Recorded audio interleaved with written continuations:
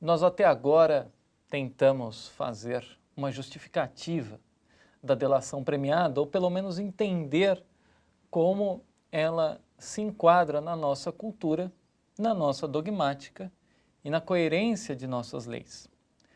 Buscamos a coerência, justificamos como uma lei de guerra e, ao final do nosso livro, nós trazemos as 7 antinomias da delação premiada. Claro que aqui nós explicamos melhor, de forma mais técnica, que talvez o discurso oral, pelo menos o meu discurso oral, não consegue trazer, mas só para dar uma interessante ideia, eu vou enunciar para vocês neste vídeo as 7 antinomias da delação, 7 contradições que a delação traz com o nosso ordenamento jurídico e com os ordenamentos jurídicos do nosso sistema latino-germânico. Eu estou trabalhando com este livro na América Latina também, enfrentamos os mesmos problemas. Claro que são antinomias que serão equalizadas pelos tribunais, até pelo próprio legislador, mas que não custa que você, operador do direito, reflita sobre elas para aplicar numa sentença, para aplicar num concurso ou nos seus estudos, ou numa própria denúncia ou negociação, num acordo de delação premiada. Primeira delas, eu enunciei em um dos vídeos, talvez uma tese que sirva muito para acusados, não sei, realmente não sei, é a antinomia da irretroatividade. Você se lembrará que no nosso primeiro vídeo nós falamos que a delação premiada, por mais que se disfarce como um instrumento processual penal, ela atinge diretamente o direito e dever do Estado de punir. Então, ela é penal material. Portanto, a ela vige a irretroatividade da lei penal menos benéfica quando você conjuga isso com o pressuposto evidente, radical, rotundo, de que tende a haver um concurso de agentes na delação, senão, claro, não existe pessoa a ser denunciada. Nós temos que o delatado pode alegar a irretroatividade dessa lei penal, porque no momento do concerto criminoso, a lei podia não ser vigente, em alguns casos. Na América Latina, muito, no Brasil, talvez. Então, isso é uma afronta, uma contradição que tem que ser resolvida no Brasil em relação ao artigo 1º do Código Penal, onde a retroatividade está expressa, e o artigo 5º, salvo engano, inciso 40 ou 41 da Constituição Federal. A segunda antinomia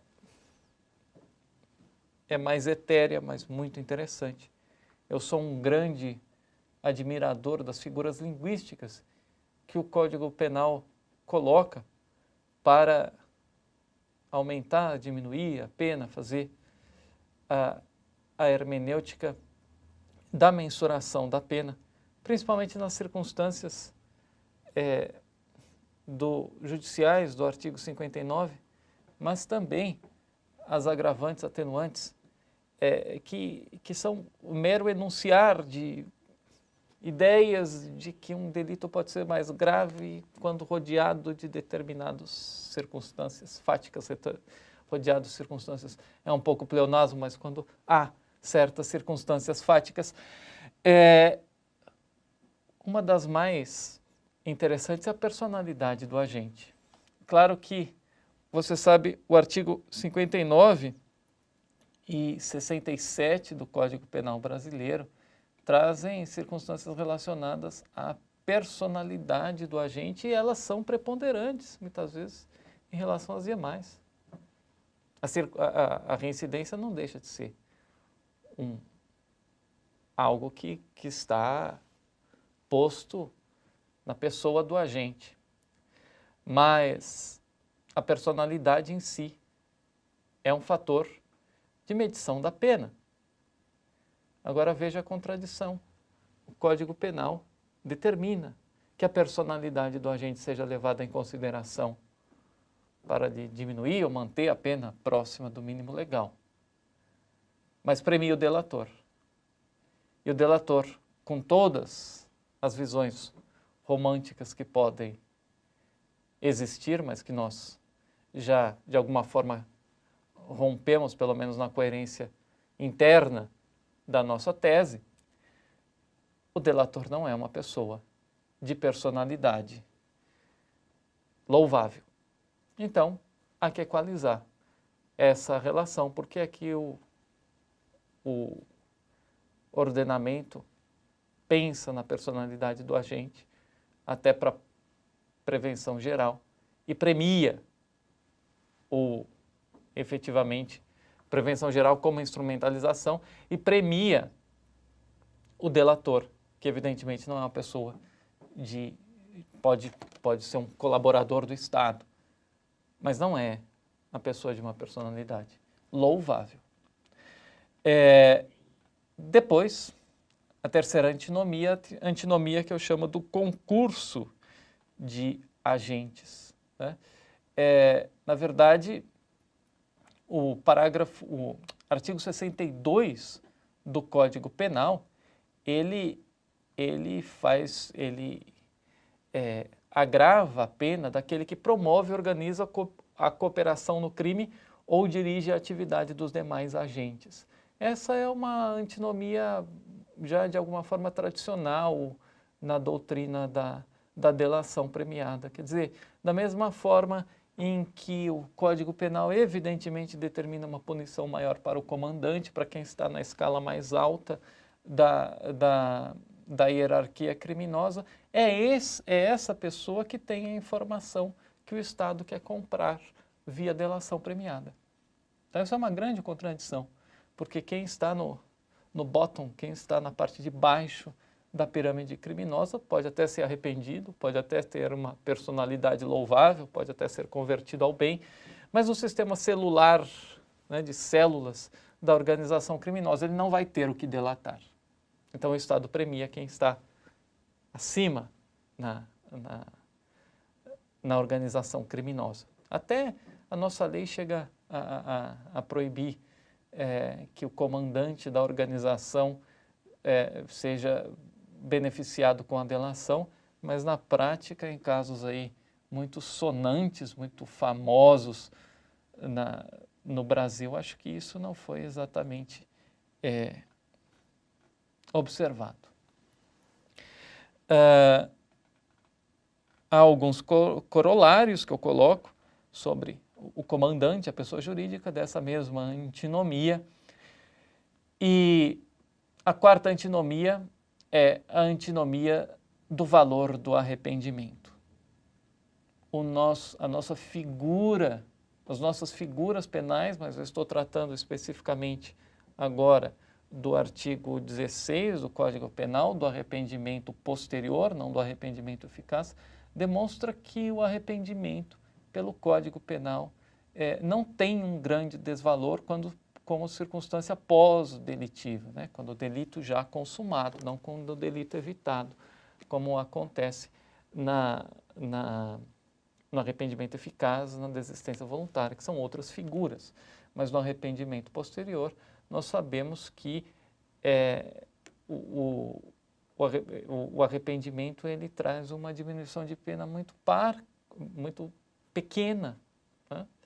E isso traz uma contradição quando a delação consegue, para um arrependido, pelo mesmo arrependimento que até agora foi vigente, quer dizer, subjetivamente a mesma coisa. A pessoa que se arrependeu do que fez. Schopenhauer vai dizer que o arrependimento era a contradição entre o que ocorreu e o que eu acho que eu deveria ser, né? Uma muito interessante definição. Por esse mesmo arrependimento, um não delator acaba tendo uma pena muito pouco diminuída. Então, essa contradição entre o arrependimento da delação e o arrependimento do código posterior é uma antinomia que o juiz tem que responder por que existe. E se, na minha opinião, se ele não assumir isso como lei de guerra, como puro utilitarismo, ele vai ter dificuldade em justificar essa antinomia. Quinta antinomia. Muito interessante, a antinomia da quebra do segredo. Estou com a anotação das antinomias aqui, porque não as tenho todas de memória. Mas a antinomia da quebra do segredo, nós trabalhamos isso em um vídeo que para mim é um dos mais relevantes em termos de valor como... Eu vou voltar nessa.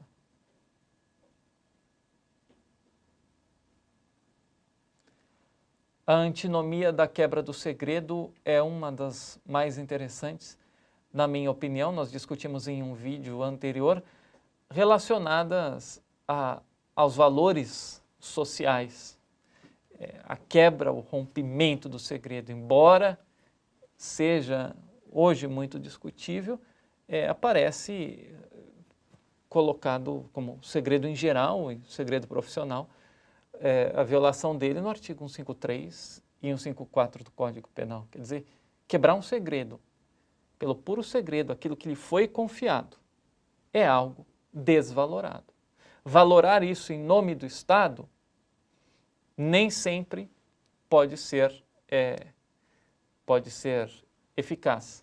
Até porque um segredo médico, um segredo do sacerdote superam a própria figura do Estado, mas nós já discutimos isso dentro de um dos vídeos, basicamente, de forma muito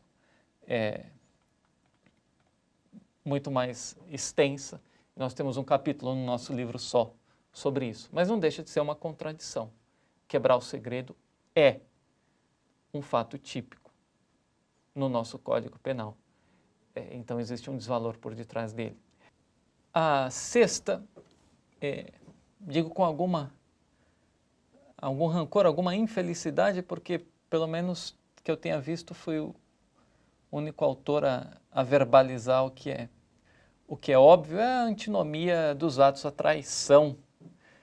O nosso Código Penal não coloca só a traição como algo moralmente desvalorado, quer dizer, não é só uma questão, aliás, melhor dito, né, o nosso Código Penal interioriza, traz para ele o desvalor ético da traição como parte do delito. Não só no artigo, por exemplo, né, principalmente que me ocorre, é o artigo 121, no inciso 4º, né, das qualificadoras, em que aparece os atos à traição como a qualificadora, quer dizer, dobra a pena do homicídio, mas também no artigo 129, lesão corporal, parágrafo 9º, ou até como uma circunstância genérica, o 61C vai dizer que todos os atos à traição são atos desvalorados, né? O 149A, inciso 3º, também, quer dizer, são formas em que o Código Penal vai dizer a traição ela é desvalorada. A traição ela tem uma confrontação com a lei penal. Ela dobra a pena do homicídio, né? Quando não se dá oportunidade de defesa, por exemplo. Então, nesses casos especificamente, nós vislumbramos que a lógica do Código Penal é que o traidor não seja agraciado.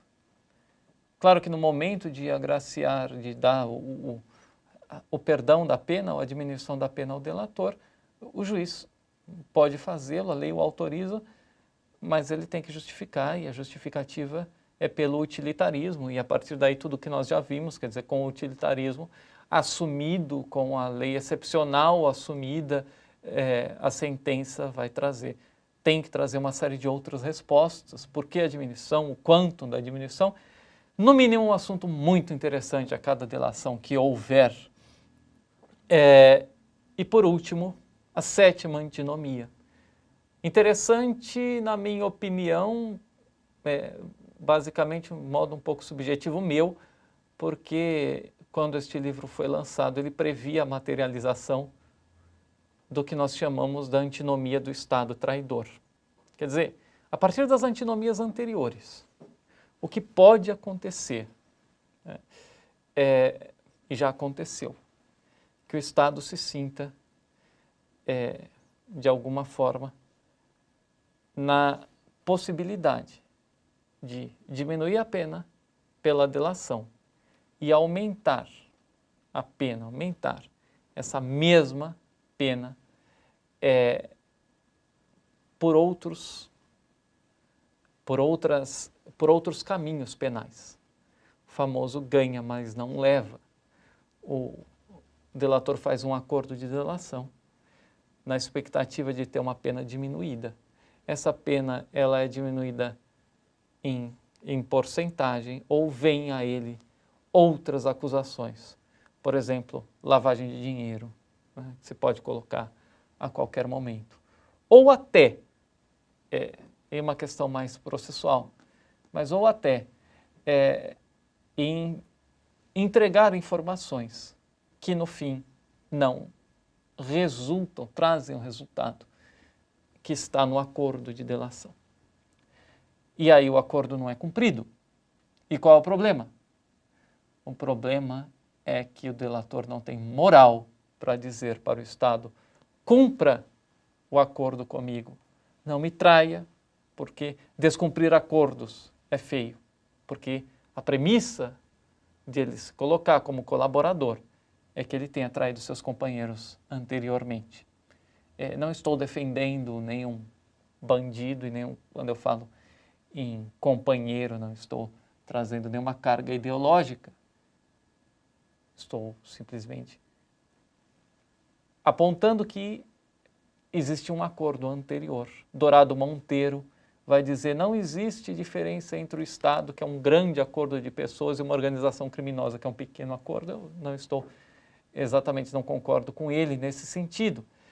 Mas talvez no Brasil já tenha ocorrido essa ideia do Estado traidor, que é a nossa sétima antinomia, não vou entrar, mas o primeiro caso que se noticia na Argentina, é muito interessante, de aplicação, que também tem uma lei recente, delação premiada, que introduziu no Código Penal as alterações, mas bastante ilustrativo. Ouça só para você dizer o que você pensa a respeito. Mas foi uma pessoa que trazia droga do exterior para a Argentina.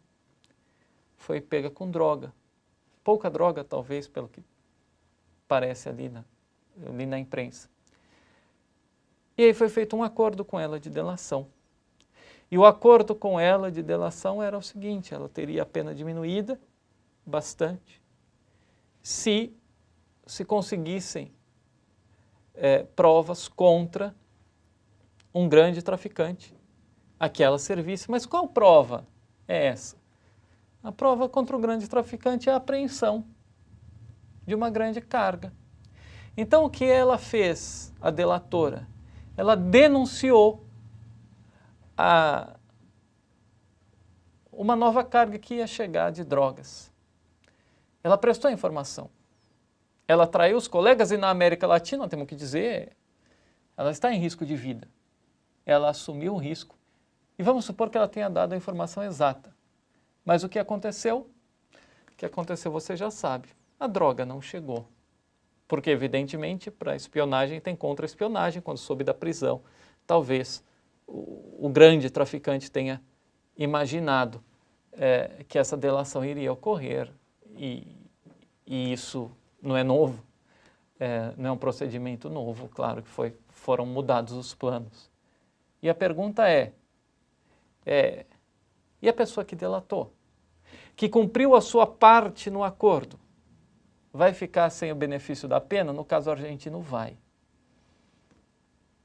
Não sei se se pode fazer uma pessoa depender tanto da atitude alheia, da competência alheia, do imponderável, mas o fato é que foi feito um acordo de delação e que vai ser descumprido pelo Estado.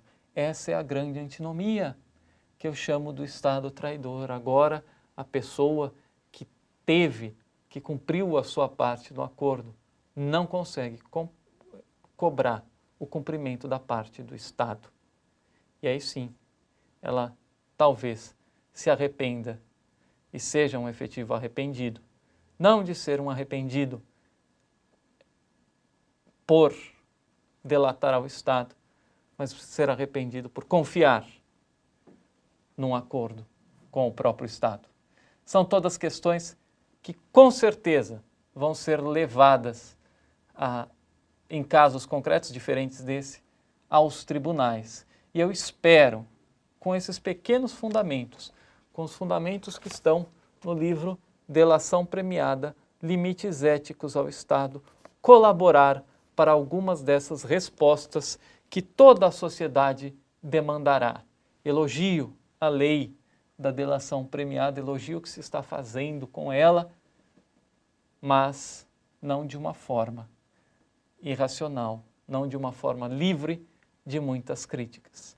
É isso. Espero que a leitura do livro seja proveitosa a você, de alguma forma. Espero que esses vídeos pelo menos tenham levantado a reflexão ou a curiosidade sobre algumas questões que estão por detrás do Instituto. Obrigado.